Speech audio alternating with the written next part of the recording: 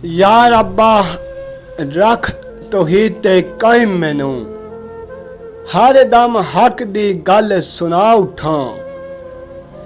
सोने नबी दे नाम लजपाल अपरूं, अमल नेक कोई जगते कमा उठां। इस मकरो फरेब दी विच दुनिया, वक्त आखर ईमान बचा उठां।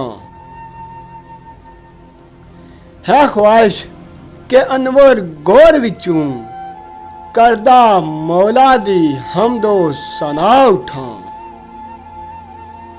कहंदा हिंदू मैं बेशक आ मुजरम, क्यों जे कलमा गो शाह सकलैन नहीं आ। बुत परस लामदो बेदीना में, रखदा फर्क कोई अपने मबीन नहीं आ। पूजा गैरां दी कीती ते गैर होया, रेहा दूर मैं आ विच आइन नहीं आ।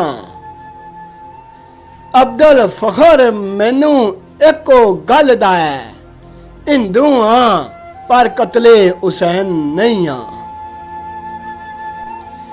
काले रंग नू बुरा जानी दा नहीं, करदा रब पैदा गोरे नाल काला।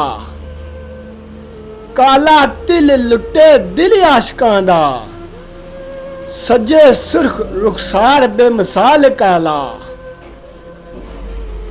काली स्याही दे नाल कुरान लिखिया, सजदा अख विच काजल कमाल काला।